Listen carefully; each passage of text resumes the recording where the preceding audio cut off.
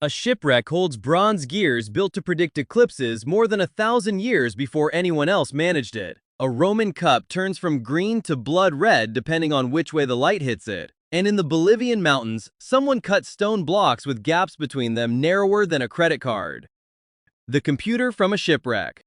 Off the Greek island of Antikythera in 1901, sponge divers surfaced from a sunken Roman-era cargo ship holding corroded lumps of bronze nobody could identify. Inside, X-ray and CT scans decades later revealed over 30 hand-cut bronze gears, some smaller than a fingernail, meshed together with a precision no other object from the ancient world comes close to. The gears tracked the sun, the moon, and the 5 planets known at the time, predicted eclipses years in advance, and even accounted for the moon's irregular orbit using a clever offset gear train. If you stood beside its owner turning the hand crank, you would watch bronze pointers race around a spiral dial smaller than a dinner plate, chasing cycles that took decades to repeat. Nothing like it turns up again for more than 1,000 years. Not until European astronomical clocks in the 1400s. That gap is the real puzzle. Whoever built this had a tradition of precision gearing behind them. Workshops, training, probably dozens of failed prototypes.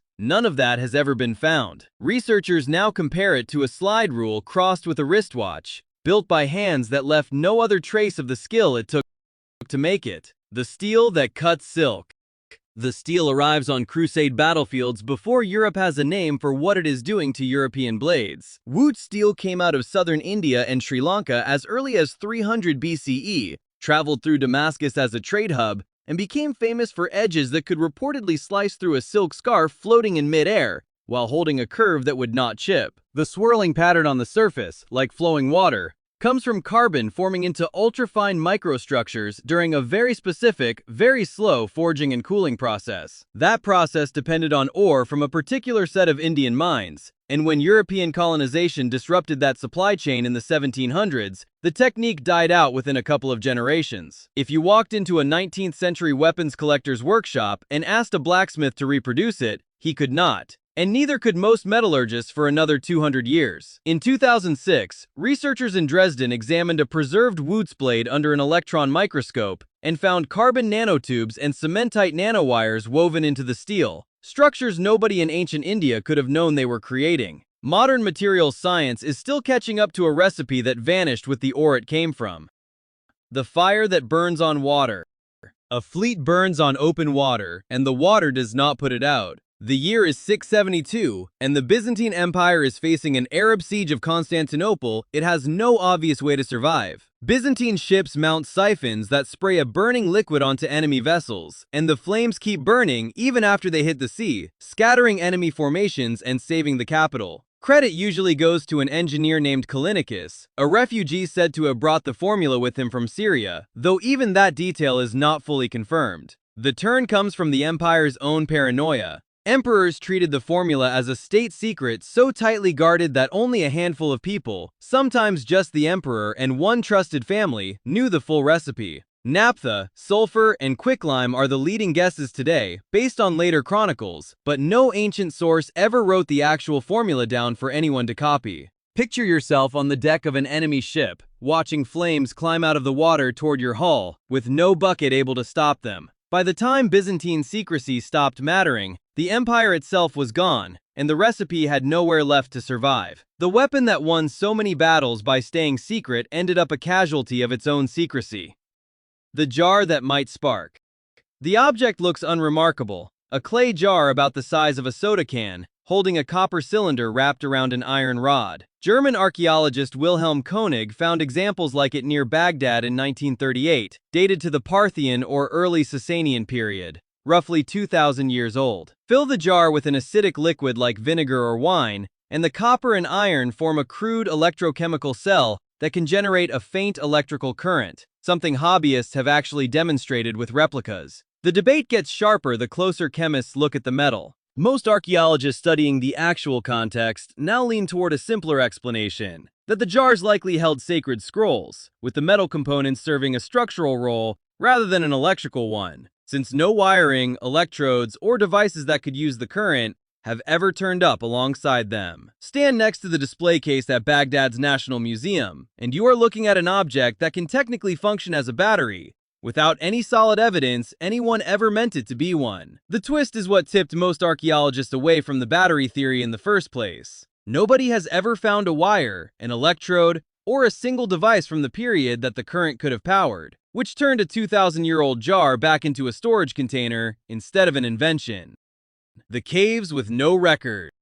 No scroll, tax ledger, temple inscription, or local legend anywhere in Chinese archives mentions who dug these caves, or why. Villagers near Longyu in Zhejiang province found them by accident in 1992 while pumping water out of what they assumed were bottomless ponds. Underneath was the network of more than 20 chambers, some with ceilings as tall as a 4-story building, carved entirely out of solid siltstone, with tool marks running in perfectly even parallel lines across every surface. Whoever cut this out removed an estimated 35 million cubic feet of rock using hand tools, without a single written record surviving to explain the labor, the workforce, or the purpose. The deeper problem is what is missing, not what is there. China kept meticulous records of major construction projects for millennia, yet this one, larger than many royal tombs, left no paper trail at all. Cross into the largest chamber, and you would see 3 sculpted pillars holding up a stone ceiling untouched by earthquakes for what geologists estimate could be over 2,000 years. Some archaeologists suggest a private stone quarry hidden by design. Others argue for a ceremonial or defensive purpose. The chambers keep their silence exactly as well as they have kept their ceiling standing. The stones cut like machines. High on the Bolivian Altiplano, at nearly 13,000 feet, sit blocks of andesite and diorite cut with such precision that some architects, standing in front of them for the first time, assume they are looking at machine-tooled stone. Pumapunku was part of the Tiwanaku civilization, which flourished roughly between 500 and 1000 CE, and the site's H-shaped blocks fit together with gaps narrower than a credit card, repeated across dozens of stones with almost no variation. Andesite and diorite both sit near the top of the hardness scale for building stone, well beyond anything a soft copper chisel should be able to shape with this level of consistency. Spend a morning walking the loose blocks scattered across the site, tracing drilled holes, right angles, and matching recessed channels likely meant to hold copper clamps, the kind of detail more associated with metal fabrication than quarry work. Leading theories point to stone hammers, abrasive sand, and enormous amounts of patient labor rather than lost machinery. And laser scans in the past decade have found the blocks match modern industrial tolerances in places, without matching them everywhere. The estimate gets harder to accept the closer engineers measure the corners. Whatever method the Tiwanaku used, it produced results that some 21st century stonemasons admit they would struggle to repeat by hand.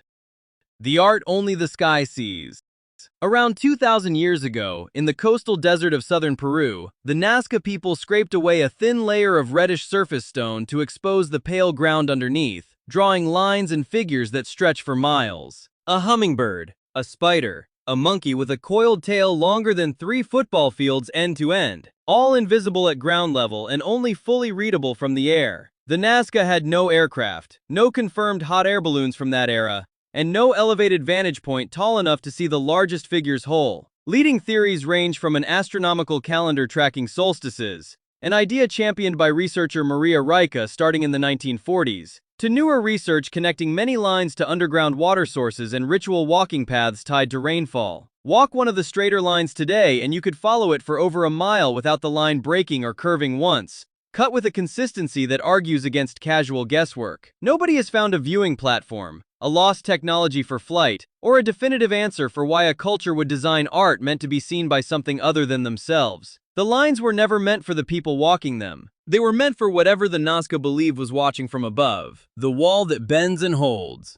Above the city of Cusco, Peru, the Inca built a fortress wall out of limestone boulders so large that some are estimated at over 100 tons, heavier than a loaded 18-wheeler, fitted together without any mortar and without gaps wide enough to slide a piece of paper through. Construction is generally dated to the 15th century under Inca rule, using stone tools, ropes, ramps, and enormous coordinated labor forces, though exactly how blocks that size were maneuvered into place still is not fully settled. The wall zigzags instead of running straight, and each stone is a slightly different irregular polygon locking into its neighbors like a puzzle piece nobody pre-planned on paper. The seismic data changed the question completely. Engineers studying Cusco's earthquake history now believe the irregular interlocking shapes let the wall flex and resettle during tremors instead of collapsing the way straight mortared walls do, which may explain why Sacsayhuaman has survived quakes that leveled colonial buildings built centuries later right next to it. Stand at the base of the largest stone, and the fit still looks less like ancient labor and more like it was poured. What started as a mystery about brute strength turned into a mystery about engineering instinct nobody wrote down. The stones that walked to England. Around 4,600 years ago, in Wiltshire, England, builders raised the massive sarsen stones most people picture when they hear the word Stonehenge. But the monument's smaller blue stones came from much farther away and much earlier. Geologists traced these blue stones to outcrops in the Preseli Hills of Wales, roughly 140 miles from the site, close to the distance from Washington, D.C. to Philadelphia. Moving multi-ton stones that far with no wheeled carts and no draft animals suited to the terrain meant relying on sledges, rollers, ropes, and a workforce large enough to haul, rest, and haul again over weeks or months. A 2019 study pinpointed the exact quarries, Carn Godog and Craig Rossi Felon, narrowing the mystery from where to how. Picture yourself as one of the haulers, dragging a stone that outweighs your entire extended family across hills, rivers, and unmarked land with no map and no wheel to help you. They moved this stone the hard way, on purpose, past easier sources of similar rock closer to the site, which suggests the origin point mattered as much as the stone did. Knowing exactly where does not explain why anyone thought it was worth the effort. The cup that changes color. Tilt a particular Roman cup toward the light and it does something glass should not do, turning from jade green to blood red depending on which direction the light travels through it. The Lycurgus cup was made in the 4th century CE, roughly the size of a large soup can, and sat in relative obscurity in museum storage for years before anyone understood why it behaved the way it did. In 1990, researchers at the British Museum examined fragments and found gold and silver nanoparticles, particles finer than a grain of table salt divided 1,000 times over, mixed into the glass in ratios precise enough that random accident seems unlikely. Light hitting those particles scatters green when reflected and lets red pass through when transmitted, the same optical principle used in some coatings on eyeglasses and electronics today. Light a candle beside the cup instead of relying on daylight, and the color flips before your eyes. Jade one moment and blood red the next, with nobody touching the glass. The real surprise waited over 1,500 years for a microscope powerful enough to explain it. Roman glassmakers had no concept of atoms, let alone nanotechnology, yet they controlled particle sizes at a scale modern labs only learned to measure in the 20th century. They built something that worked perfectly centuries before anyone had a word for why it worked at all. Drop the one you think science will eventually crack in the comments.